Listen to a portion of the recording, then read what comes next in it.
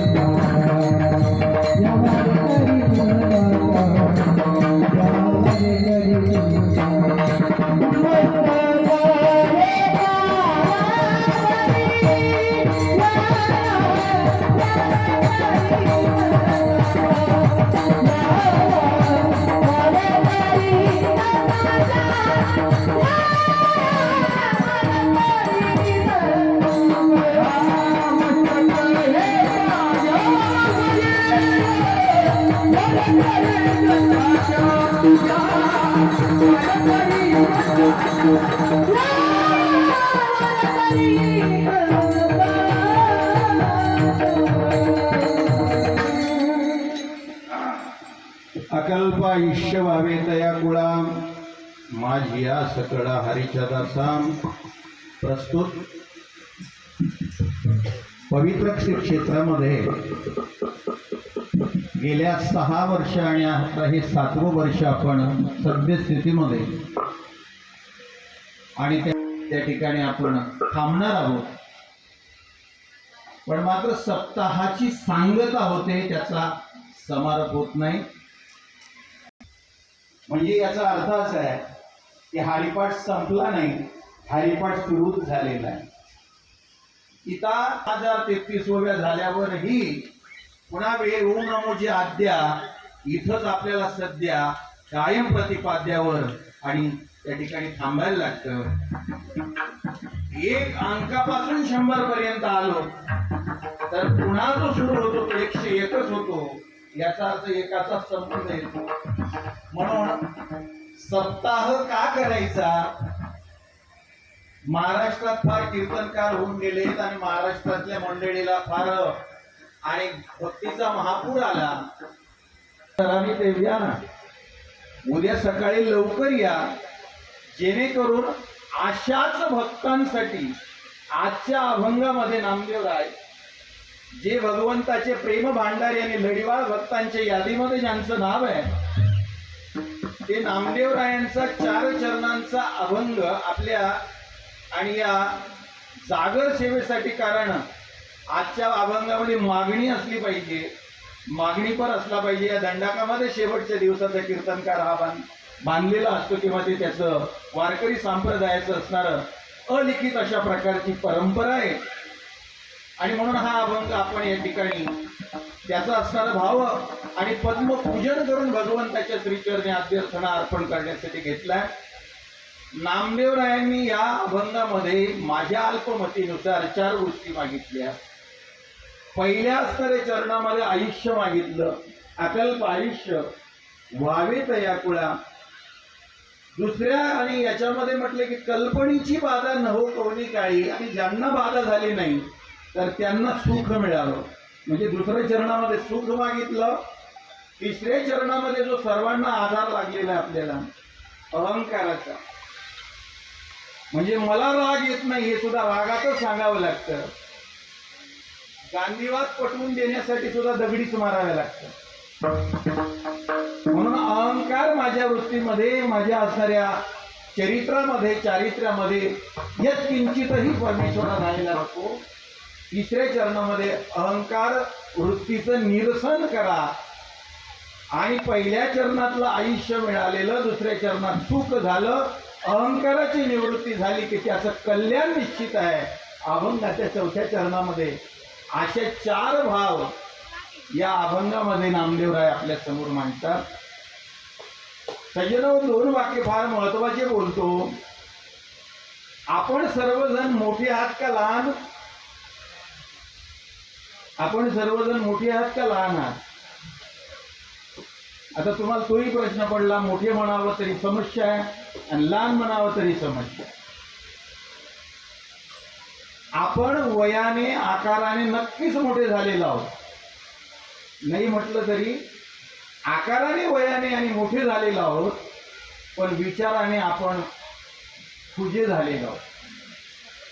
आणि विचाराने खुजे झाल्यामुळे ज्ञानोबारायांसारखे, तुकोबारायांसारखे, चोखोबारायांसारखे, सोयराईंसारखे, कानोपात्र मातेसारखे, गुलाबराव महाराज माधानकरांसारखे या संत मांदियाईकडे जर आपण बघितलं तर आपल्याला एक लक्षात येईल.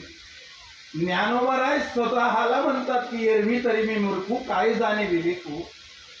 मला सांगा, ज्ञानोबाराय मूर्ख आहेत का हो?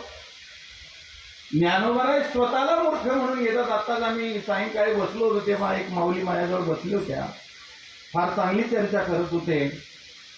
आणि चर्चेचा विषय हाच होता की संत हे एकमेकाला कमी लेखत नाही.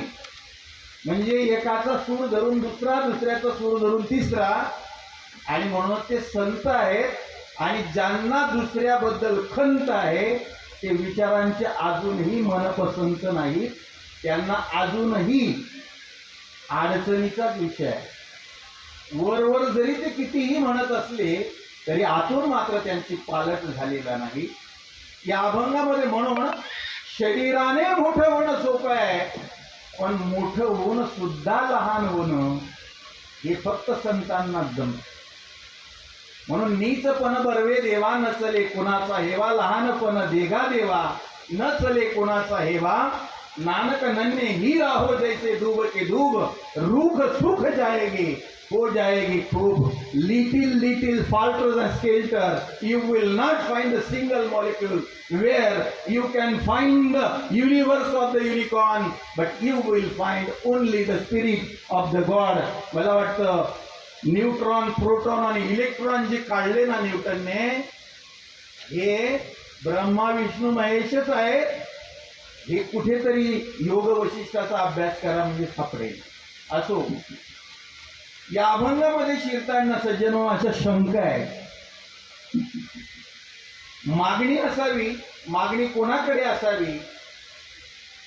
तर मागणी श्रेष्ठाकडे असावी, मागणी श्रेष्ठांकडून असावी, मागणी श्रेष्ठांकरिता असावी आणि मागणी श्रेष्ठ असावी. आजच्या अभंगामध्ये मागणी श्रेष्ठांकडे आहे, पण दिनेशजी महाराज या अभंगाची अडचण अशी पण आहे, पूर्ण अभंग म्हटल्यानंतरही शंका एक आहे की नामदेवरायांनी कुठेच असं सांगितलं नाही की ही मागणी कोणाकडे आहे. म्हणजे जसे पवित्र सोहळी तीच एक भूमंडळी, त्यांचा आवडता देवा खंडित प्रेमभाव, तेची भाग्यवंते सरते पुरत तेची. आणि म्हणून मग अशा प्रकारचा तोही अभंग तुकोबारायांचा पूर्ण विशेषणात्मकच आहे. आणि कोणाबद्दल अभंग हे मात्र सांगितलं राहूनच गेलं. तुका म्हणे देवा त्यांची केली पावे सेवा, त्यांचा आवडता देवा अखंडित प्रेमभाव. पण कोणाचा? तसं अकल्प आयुष्य व्हावे ते कुळा माझी या सकळ हरीच्या दासा कल्पनेची बाधा नो कोणी काळी ही संत मंडळी सुखी असो अहंकाराचा वारा न लागू राजेसा माझ्या विष्णुदासा भाविकाची नामा म्हणे तया असावे कल्याण ज्यामुखी निधान पांडुरंग ज्यांच्या याच्यात पांडुरंग असेल त्यांना म्हटलं पण पांडुरंगाला नाही म्हटलं. अभंगामध्ये थोडस बारकावे जर लक्षात घेतले पण नामदेवरायांनी मागणी श्रेष्ठांकडे केली या प्रश्नाला थोडा बाध येतो. कारण नामदेव असे म्हटले नाही ना देवा मला तू दे असं हिची दान दे का देवा असं नाही. देवा आता ऐसा करी उपकार असं नाही. पण एक असं आहे नामदेवराय ज्या अर्थी भगवंताचे आणि नामदेवरायाचे जे संबंध आहे म्हणजे देव आणि भक्ताचे याचा जर अन्वय लक्षात घेतला तर जी व्यक्ती बालपणामध्ये दूध पियो गोविंद लाला काला बछडा कपिला गाई तिथून मला वाटतं सोनेचा गरवा दुधोने भरिया या सर्व गोष्टी एकत्रित जर केल्या जे नामदेवराय लहानपणात देवाला सोडून गेले नाही तर ते देवाशिवाय कोणाला मागणार नाही. म्हणून मागणी देवाकडेच केली आहे आणि हे नामदेवरायांचं पसायदान आहे. जसं मागणे ते एक तुझं प्रती आहे आपण म्हणतो हे तुकोबारायांचं पसायदान आहे आणि आता विश्वात्मके देवे हे ज्ञानोबारायांचं पसायदान आहे. पसायदान हा शब्द मुळात पायसदानावरनं निर्माण झाला आहे. पायसदानाचा अपभ्रंश होऊन ते पसाय झालं. कारण धुंडा महाराजांनी एक ग्रंथ लिहिलाय त्याचं नावच पायस पसाय. असो मुद्दा माझा सज्जन हवा आहे की नामदेवरायांनी मागितलं पण नामदेवरायांनी जी मागणी केली आहे ती पटण्यासारखी नाही. मग आपण नामदेवरायांना चुकीचे ठरवणे इतकं विद्वान झालो का? नाही. कारण नामदेवरायांनी जे आयुष्य मागितलेलं आहे ते किती मागितलंय? अकल्प मागितलं. अकल्प मागितलं म्हणजे कल्पने मागितलं. फक्त कितीतरी कल्प मागितले. आपला जर आता आपण कलियुगाचा विषय घेतला तर आपलं आयुष्य किती आहे? अल्प आयुष्य मानव देह शत गणिले ते अर्धरात्र खाय मध्ये बालत्व पीडा रोग क्षय आणि भजनाशी काय उरले ते पाहेगा. हे तुकोबारायांचं म्हणणं आहे. नाथ महाराजांचं याच्यापेक्षा काही वेगळं म्हणणं नाहीये. मग सर्व जर शतगणिले म्हणतायत म्हणजे माणसाचं आयुष्य किती आहे? शतवर्षाची गणना तुम्ही वासुदेव वासुदेव म्हणता त्यामध्ये दुःख यातना. मग जर समजा 100 वर्षाचं माणसाचं आयुष्य असेल तर या 100 वर्षाच्या आयुष्य प्रदान असलेल्या जीवसृष्टीतल्या लोकांना सामोरं ठेवून नामदेवराय या ठिकाणी जी मागणी करतात ती जरा पराकुटीच्या आणि वास्तवतेची वाटत नाही. कारण कल्पाचा जर विचार केला तुम्ही तर 4 युगाची एक चौकडी होते आणि या 4 चौकड्यांना गुणिले 71 केलं तर एक मन्वंतर होतं आणि या मन्वंतरांना 14 ने गुणाकार केला तर एक कल्प होतो. म्हणजे कल्पामध्ये 4,32,000 8,64,000 12,96,000 आणि 17,28,000 द्वापार त्रेता कली आणि या 4 युगांचे आयुष्य एकत्र केलं 43 लाख वर्ष गुणिले 71 गुणिले 14 केल्यावर कल्प होतो.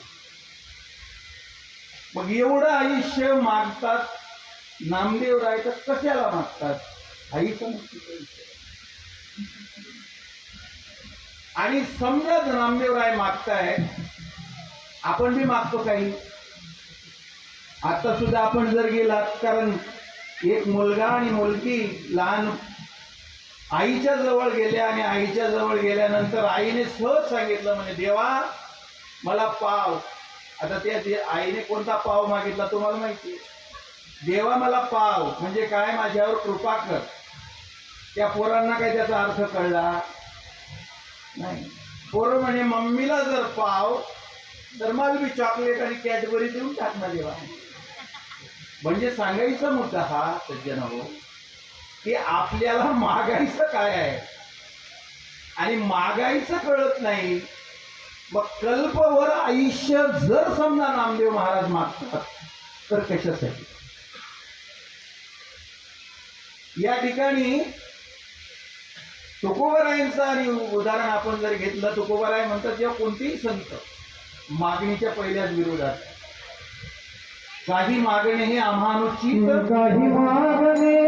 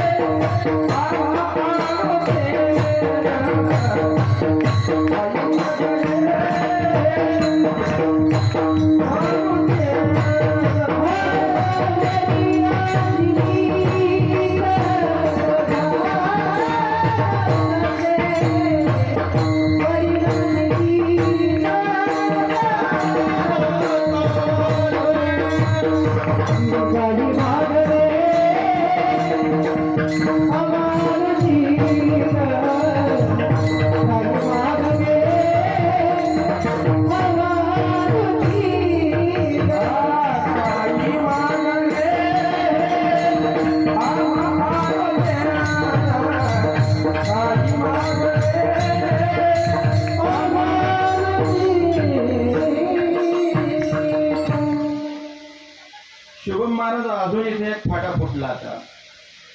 या अनुचित वर्ण काही मागणे हे आम्हा अनुचित वडिलांची रीत जाणत. तुकोबारायांचे वडील कोण हो? विश्वंभर बाबा, पदाजी, विठोजी वगैरे वगैरे. आजपर्यंत विषय घेतला तर 13वी पिढी तुकोबारायांची चालली लौकिकतेने पाहिलं. त्यांची आजही पंढरीची वारी महिन्याची आणि एकादशीची चाललेली आहे. आजही अखंड नामस्मरण विना अविरत चाललेलं आहे. वडिलांची इथं जाणं. मग नामदेवराय किंवा तुकोबारायांना अजून एक प्रश्न असा विचारावा वाटतो की तुकोबाराय, तुम्ही फक्त याच असणाऱ्या परंपरेबद्दल बोलताय का? कारण तुकोबाराय हे आत्ता समजा विश्वंभर बाबांच्या कुळामध्ये 4थ्या अवतारामध्ये जन्माला आले. पण पहिल्या तीनांचा जर विचार केला तर पहिले प्रल्हाद होते, नंतर अंगद होते, नंतर नामदेवराय झाले, बरोबर आहे का? आणि नंतर ज्ञानी याचा एका आणि नामयाचा तुका. मग मला सांगा, तुकोबाराय ह्या जन्मात आहेत, त्याच्या आदल्या जन्मात पण अंगद आहेत. लंका द्यायची म्हटली घेतली नाही. त्याच्या आदल्या जन्मामध्ये आणि प्रल्हादाच्या वेळी भगवंताने सांगितलं की प्रल्हाद अगर चाहता है तो बेटा कुछ मांग ले. प्रल्हादाला मागायची सुद्धा काही आणि वयच नव्हतं, पण भगवंताने शंख लावला गालाला. ज्ञान प्राप्त झालं आणि ज्ञान प्राप्त झाल्यानंतर इतकं ज्ञान प्राप्त झालं, मी वडिलांची रीत सांगतोय, अकल्पवर बोलतोय. लक्षात ठेवा. I am not going to making any kind of a time pass and help and state of the subject. Namdevray हे एका बाजूला असं म्हणतायत आणि तुकोबाराय असं म्हणतायत. 4 युगामध्ये तुकोबारायांनी आपली जी परंपरा आहे, प्रल्हादाला सांगितलं, अनेक वेळा भगवंताने सांगितले की प्रल्हाद कुछ मांगले. प्रल्हादाने काय सांगावं? भगवान, जब जब भगवान नरसिंह की कथा होगी, जब जब लोग भागवत पुराण लगाएंगे, बहुत अच्छे शुक महर्षि जैसे वक्ता होंगे, उनकी वागवानी से वो जो प्रसंग है वो खुद बखुद it can be appear at a realistic, तसाच्या तसा दिसेल. इतके मंत्रमुग्ध करून बोलतील आणि त्या प्रत्येक कथेमध्ये भगवंता बिना सांगायचं या प्रल्हादाचं नाव येईल हे काय कमी देणं आहे. वडिलांची रीत जाणत असो, संतांनी मागितल्यावरही मागितलं नाही आणि जीवाने मागितल्याशिवाय राहिलं नाही.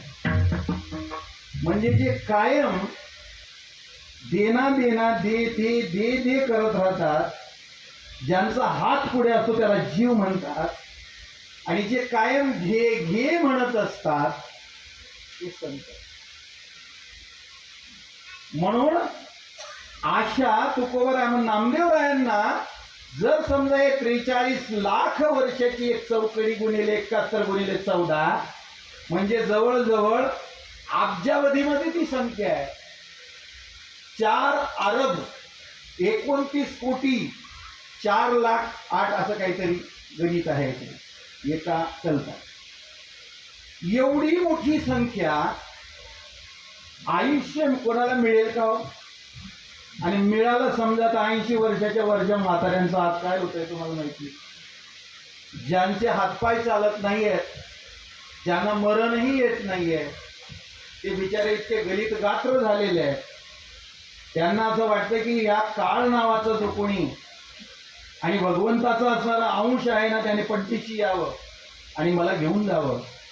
मग अशा 100 वर्षाच्या आयुष्यामध्ये जर वाताहत होत असेल तर नामदेवराय कशासाठी अकल्प आयुष्य मागतात. नामदेवराय अकल्प आयुष्य मागतात, पण त्याच्या पुढचा फार महत्वाचा शब्द आहे तयाकुळा. नामदेवराय म्हणतात मी कोणाला पर्सनल अकाउंटवर नाही सांगत हे लाल्या रोखचे पैसे टाकायचे. हा लाल्या नको आणि बाल्या नको. मग त्या कुळामध्ये त्यामुळे दिनेश महाराज 15 वर्ष आखात होतात ही रागत अडाले आणि त्यांना गुजराती चांगली येते. पुढे त्यांची कथा लावून घ्या तुम्ही, पुढे गुजरातीच सांगतील ते.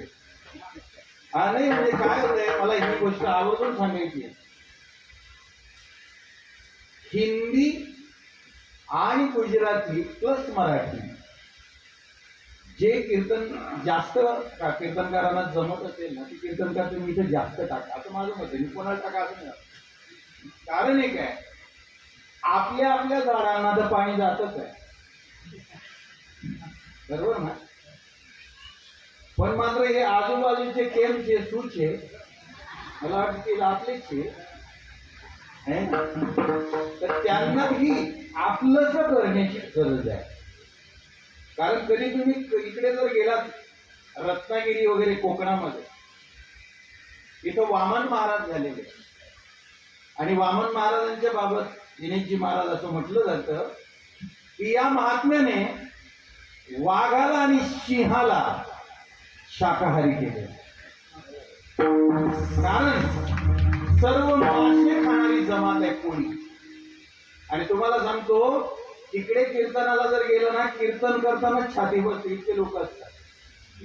नाही खरं सांगतो, मंडप असा असतो ना, कीर्तनकाराला छाती बसायला करते आणि आपल्याकडे असं आहे पंचपदी करायला की छाती बस नाही. इतका शाखा स्रोत आहे आपला. असो तर सज्जनो, या ठिकाणी नामदेवराय आपल्याला कल्पावरी जे असणार आयुष्य मागतायत. नामदेवराय म्हणतात की त्या कुटुंबामध्ये म्हणजे नारा विठा माधा उदा या सर्व असणारे 14च्या 14 अभंग आपण म्हणत नाही, कारण 10 वाजता आपली पंचपदी सुरू झाली. आणि म्हणून आज आम्ही अभंग सुद्धा रूपाचा सुद्धा किती फास्ट घेतला तुम्ही बघा. काही गोष्टी त्या पद्धतीने चालाव्या लागतात. असो, मग नामदेवराय म्हणतात